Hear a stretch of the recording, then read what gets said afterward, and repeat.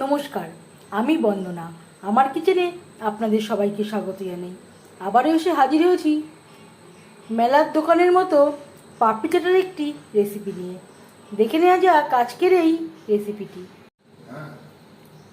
পাপড়ি চাট তৈরি করার জন্য নিয়ে নিয়েছি ময়দা, আর দিয়ে দেব কালো জিরে,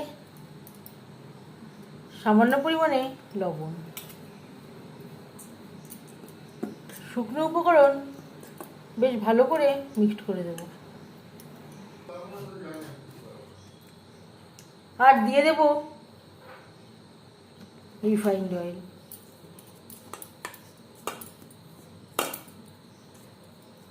অল্প অল্প করে জল দিয়ে ময়দা মেখে নেব।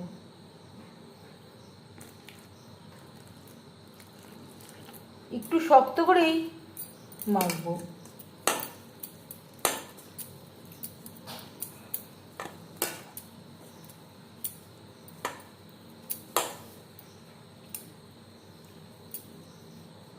যেহেতু আমি পাপড়ি চাট তৈরি করব, একেবারে নরম করে মাখা যাবে না। ময়দা বেশ ভালো করে মেখে নিয়েছি। ঢাকনা চাপা দিয়ে সাইডে রেখে দেব। এইভাবে লিচি কেটে নেব। এইভাবে আমি বড় সাইজে রুটি আকারে বেলে নিয়েছি। গ্লাসের সাহায্যে ছোট ছোট আকারে শেপ দিয়ে নেব।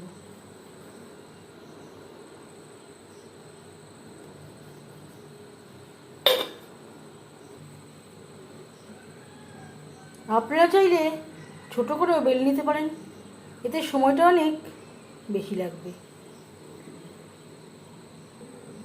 এইভাবে কাঁটা চামচের সাহায্যে ছিদ্র করে দিতে হবে, না হলে তেলে দেওয়ার সাথে সাথে পাপড়িগুলো ফুলে উঠবে।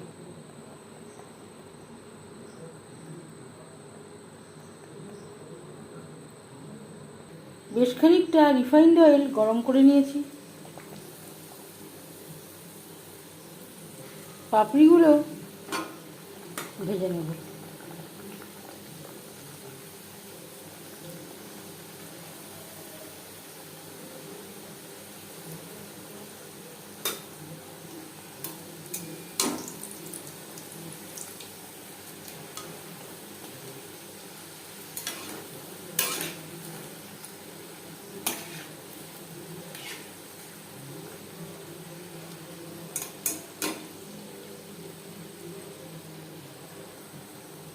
হাই ফ্লেমে তেল গরম করে নিতে হবে, ভাজতে হবে লো ফ্লেমে, তাহলে পাপড়িগুলো মচমচে হবে।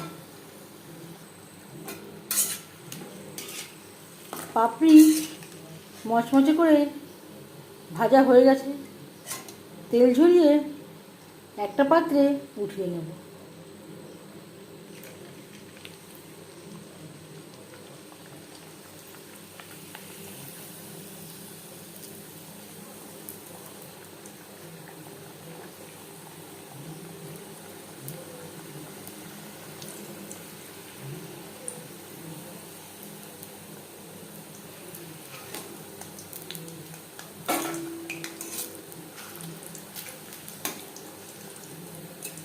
এইভাবে প্রত্যেক ব্যাচের পাপড়ি ভেজে নেব।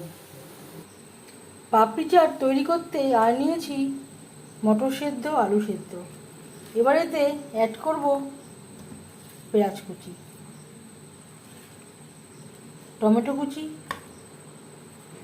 ধনেপাতা, কাঁচা লঙ্কা, শসা।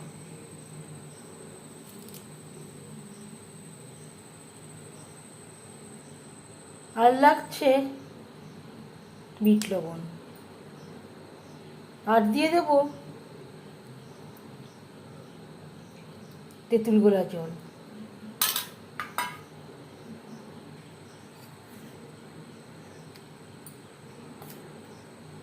টমেটো সস,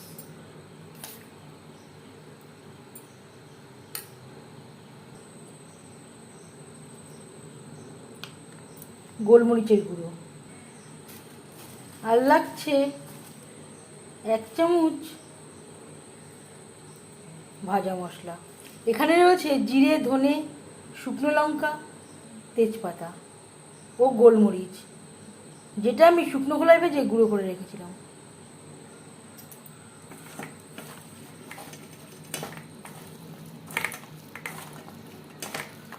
সমস্ত উপকরণ হাত দিয়ে বেশ ভালো করে মেখে নেব।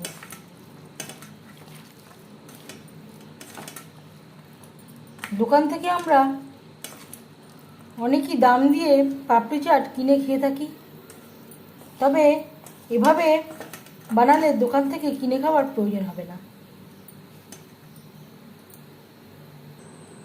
এবার যাচ্ছি সার্ভ করার প্রসেসে। এইভাবে পাপড়ি ভেজে একটা এয়ারটাইট কন্টেনারে করে রেখে দিলে 10-12 দিন মচমচে থাকবে।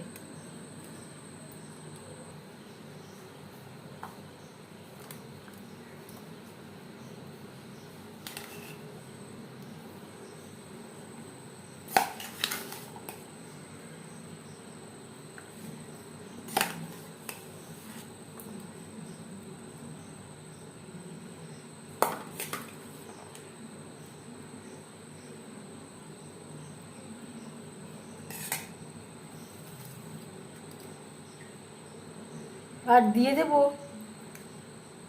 টক দই।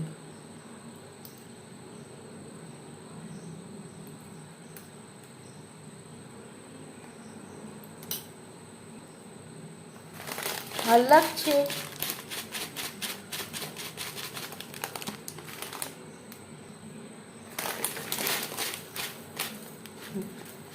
ভুজিয়া।